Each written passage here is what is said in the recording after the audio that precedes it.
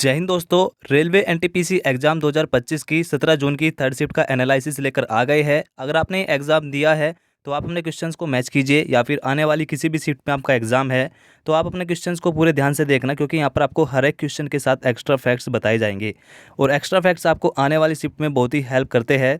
जैसा कि मैं आपको दिखाने वाला हूँ, एक दो क्वेश्चन ऐसा दिखाऊंगा जो आपका सेम का सेम आपका आज की शिफ्ट में आ गया है। तो वीडियो थोड़ा लेट जरूर है, 17 जून की ये कल की आपके थर्ड शिफ्ट का वीडियो है जिसका मैं एनालिसिस यहाँ पर कराने जा रहा हूँ। तो चलिए शुरू करते हैं। लेकिन दोस्तों उससे पहले आपसे छोटी सी रिक्वेस्ट है, अगर आप हमारे चैनल पर पहली बार आए हैं तो चैनल को सब्सक्राइब कर लीजिए, बेल आइकन को प्रेस कर लीजिए, जिससे आपको आगे आने वाली आज की जो शिफ्ट है उसका वीडियो सबसे पहले मिल सके। तो चलिए शुरू करते हैं। तो देखिए, सबसे पहले आपसे यहाँ पर क्वेश्चन पूछा गया है, शिवालिक हिमालय के आसपास का 10 किलोमीटर का क्षेत्र क्या कहलाता है। तो शिवालिक हिमालय के आसपास का 10 किलोमीटर का क्षेत्र तराई क्षेत्र कहलाता है। ये आपका करेक्ट आंसर हो जाएगा। इसके बाद बात करें हिमालय की, तो हिमालय आपका 3 भागों में विभाजित है, जिसमें सबसे उत्तरी है वृत्त हिमालय, जिसको आप हिमाद्री कहते हैं। उसके बाद है लघु हिमालय, उसके बाद है शिवालिक हिमालय जो कि सबसे दक्षिण में है। देखिए कुछ इस प्रकार है आपका, एक ये हो गया, एक ये। तो ये आपका जो है सबसे उत्तरी में आपका वृत्त हिमालय है, जिसको आप हिमाद्री कह देते हैं। ये आपका लघु हिमालय है, जिसको मध्य हिमालय आप कहते हैं। और ये आपका शिवालिक हिमालय है सबसे दक्षिण में। तो इस प्रकार आपको इनका क्रम भी याद रखना है, आपसे क्रम पूछा जा सकता है। इसके बाद बात करें हिमालय की, तो हिमालय की सबसे ऊंची चोटी माउंट एवरेस्ट है, जो कि आपकी नेपाल में है, और नेपाल में इसको सागर माथा कहा जाता है। ये भी आपको ध्यान रखना है। इसके बाद आपसे नेक्स्ट क्वेश्चन पूछा गया था, भारतीय राष्ट्रीय आंदोलन के दौरान निम्न में से कौन सा नेता चरमपंथी दल से संबंधित था। यानी चरमपंथी दल की बात हो रही है, गरम दल की बात हो रही है। तो इसमें आपके बाल गंगाधर तिलक, लाला लाजपत राय और बिपिन चंद्र पाल थे, और इनकी जो टुकड़ी थी उनको कहा जाता था लाल बाल पाल। ये भी आपको ध्यान रखना है। तो ये हो गए आपके गरम दल के नेता। इसके बाद आपसे नरम दल के नेता भी पूछे जा सकते हैं, आपको ध्यान रखने हैं, जैसे गोपाल कृष्ण गोखले, दादा भाई नौरोजी, फिरोज शाह मेहता, सुरेंद्रनाथ बनर्जी और मदन मोहन मालवीय। ये आपके नरम दल के नेता थे, आपको याद रखने हैं नेक्स्ट शिफ्ट के लिए। इसके बाद आपसे नेक्स्ट क्वेश्चन यहाँ पर पूछा गया था, एमएसएमई के अंतर्गत कौन कौन से उद्योग आते हैं। तो एमएसएमई के अंतर्गत माइक्रो स्मॉल मीडियम एंटरप्राइज इसकी फुल फॉर्म है, और इसमें आपके सूक्ष्म लघु और मध्यम उद्योग आते हैं। इसके अलावा जो भी आपके ऑप्शन में था वही आपका करेक्ट आंसर हो जाएगा। यानी क्वेश्चन आपसे पूछा गया था कि निम्न में से एमएसएमई में कौन सा उद्योग नहीं आता है, तो आपका सूक्ष्म लघु और मध्यम ये तीनों आते हैं। इसके अलावा जो भी ऑप्शन था वही आपका करेक्ट आंसर होगा। इसके बाद बात करें सूक्ष्म और लघु उद्योग मंत्री वर्तमान में श्री जीतन राम मांझी है, ये भी आपको ध्यान रखना है।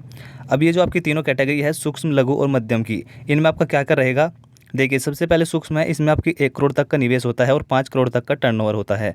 लघु उद्योग में आपका 10 करोड़ तक का निवेश होता है और 50 करोड़ तक का टर्नओवर होता है। इसके बाद आपका जो मध्यम उद्योग है, इसमें आपका 50 करोड़ तक का निवेश होता है और 250 करोड़ तक का इसमें टर्नओवर होता है। तो ये तीनों कैटेगरी भी आपको याद रखनी है, और कितना निवेश और टर्नओवर है ये भी आपको ध्यान रखना है नेक्स्ट शिफ्ट के लिए।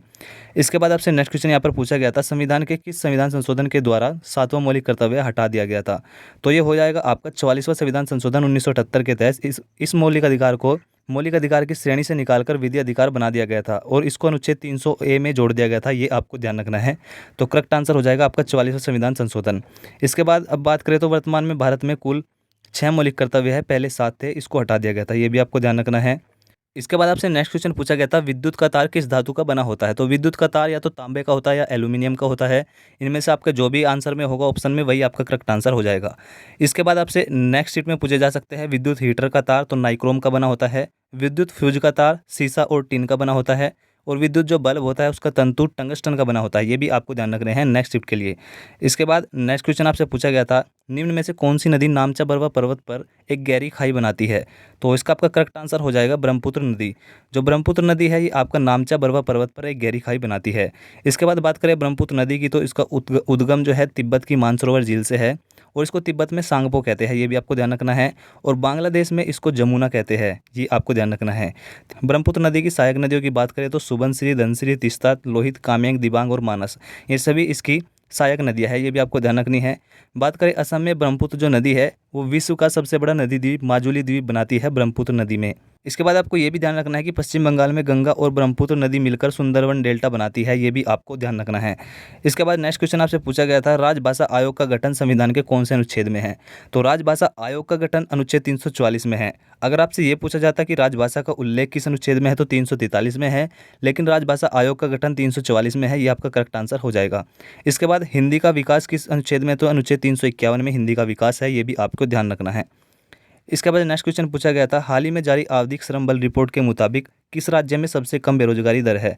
तो सबसे कम बेरोजगारी दर आपकी मध्य प्रदेश में है, 2.6% है, जबकि केरल में सबसे ज़्यादा बेरोजगारी दर है, 29.9% केरल में है। ये भी आपको ध्यान रखना है। इसके बाद नेक्स्ट क्वेश्चन आपसे पूछा गया था, 19वां संविधान संशोधन का संबंध किससे है? तो 19वां संविधान संशोधन 1966 में हुआ था। इसका संबंध है चुनाव न्यायाधिकरणों को समाप्त करने और उच्च न्यायालय को चुनाव याचिकाओं की सुनवाई देने का अधिकार। ये आपका करेक्ट आंसर हो जाएगा, 19वां संविधान संशोधन। इसके बाद नेक्स्ट क्वेश्चन आपसे पूछा गया था, भारत में नगर निगम का प्रमुख कौन होता है? तो आपका करेक्ट आंसर हो जाएगा मेयर, जिसको हिंदी में महापौर भी कहते हैं। ये आपका करेक्ट आंसर हो जाएगा। इसके बाद नेक्स्ट क्वेश्चन पूछा गया था, महाराष्ट्र में मूर्ति भंजक के नाम से किसे जाना जाता है? तो महाराष्ट्र में छत्रपति शिवाजी महाराज को मूर्ति भंजक के नाम से जाना जाता है। ये आपका करेक्ट आंसर हो जाएगा। इसके बाद नेक्स्ट क्वेश्चन पूछा गया था, गुप्त काल में तालाब व पोखरों को क्या कहा जाता था? तो गुप्त काल में तालाब और पोखरों को वापी, तड़ाग और दिरगुला इस प्रकार के नाम दिए जाते थे। इनमें से जो भी आपके ऑप्शन में होगा वही आपका करेक्ट आंसर होगा। इसके बाद नेक्स्ट क्वेश्चन आपसे पूछा गया था, थार मरुस्थल किन दो देशों को अलग करता है? थार मरुस्थल भारत और पाकिस्तान को अलग करता है। तो ये आपका करेक्ट आंसर हो जाएगा। और विश्व का सबसे बड़ा गर्म मरुस्थल आपसे आगे पूछा जाए तो सारा मरुस्थल हो जाएगा, जो कि अफ्रीका में है। अफ्रीका में भी नॉर्थ अफ्रीका में है। ये आपका करेक्ट आंसर हो जाएगा। इसके बाद नेक्स्ट क्वेश्चन आपसे पूछा गया था, शारदा सिन्हा का संबंध किस क्षेत्र से है? तो शारदा सिन्हा का संबंध मैथिली, भोजपुरी और मगही गायिका से है, यानी ये गायन करती है इन भाषाओं में, मैथिली, भोजपुरी और मगही गीत गाती है। और बिहार की ये फेमस है, इसलिए बिहार कोकिला के नाम से भी इनको जाना जाता है। इन्हें पद्म विभूषण 2025 भी दिया गया है। ये भी आपको ध्यान रखना है। इसके बाद नेक्स्ट क्वेश्चन आपसे पूछा गया था, 1292 ईस्वी में विदिशा पर किसका शासन था? तो 1292 ईस्वी में विदिशा, जिसे भिलसा भी कहा जाता था, इस पर अलाउद्दीन खिलजी का शासन था। तो ये आपका करेक्ट आंसर हो जाएगा।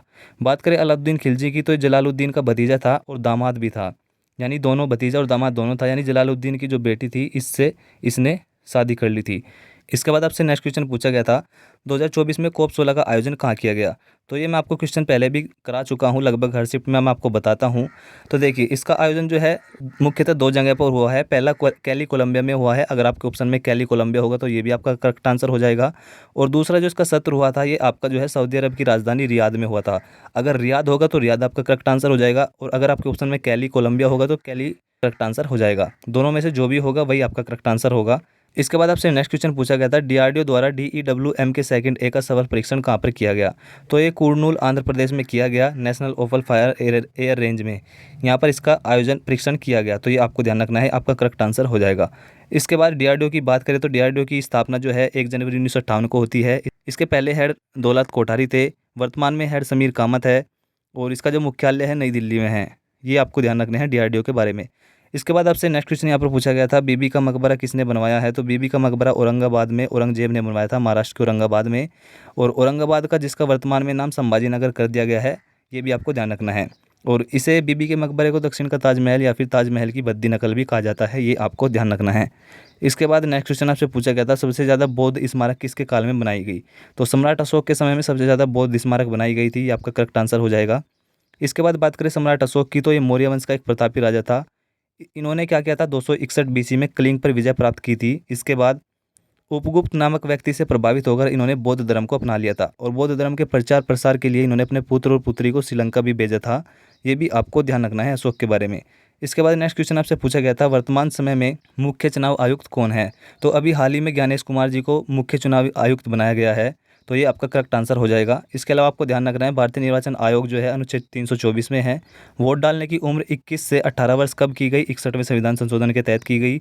राष्ट्रीय मतदाता दिवस कब मनाया जाता है? 25 जनवरी को मनाया जाता है, क्योंकि 25 जनवरी 1950 को भारतीय निर्वाचन आयोग की स्थापना हुई थी, इसीलिए 25 जनवरी को राष्ट्रीय मतदाता दिवस मनाया जाता है। ये आपको ध्यान रखना है। इसके बाद नेक्स्ट क्वेश्चन आपसे पूछा गया था, हाल ही में भारतीय हवाई अड्डा प्राधिकरण के अध्यक्ष किसको बनाया गया है? तो श्री विपिन कुमार को जो है इसका अध्यक्ष बनाया गया है। आपका करेक्ट आंसर हो जाएगा। नेक्स्ट क्वेश्चन आपसे पूछा गया था, अग्नाशय से स्रावित होने वाला हार्मोन कौन सा है? तो 2 हार्मोन है, इंसुलिन, ग्लूकागन। इनमें से जो भी आपके ऑप्शन में होगा वही आपका करेक्ट आंसर होगा। इसके बाद आपको ध्यान रखना है, ये जो दोनों हार्मोन हैं ये रक्त शर्करा के स्तर को नियंत्रित करने से महत्वपूर्ण भूमिका निभाते हैं, यानी ये हमारे शरीर में रक्त शर्करा के स्तर को नियंत्रित करते हैं। तो ये कुछ क्वेश्चन थे जो हमें मिले हैं। अगर आपने एग्जाम दिया है तो आपने किस क्वेश्चन को मैच कर लिया होगा, या फिर आने वाली आपकी शिफ्ट में एग्जाम है तो आपने एक्स्ट्रा फैक्ट्स को पूरे ध्यान से सुना होगा। अब अगर आप ये पूरा PDF चाहते हैं तो आपको वीडियो के डिस्क्रिप्शन में हमारे टेलीग्राम चैनल का लिंक मिल जाएगा, वहाँ पर क्लिक करके आप टेलीग्राम से ज्वाइन हो जाइए। वहाँ पर अब तक की एनटीपीसी की जितनी भी शिफ्ट हो चुकी है सभी की मैंने पीडीएफ डाल रखी है, तो आप वहाँ से डाउनलोड करके दोबारा रिवीजन कर सकते हैं।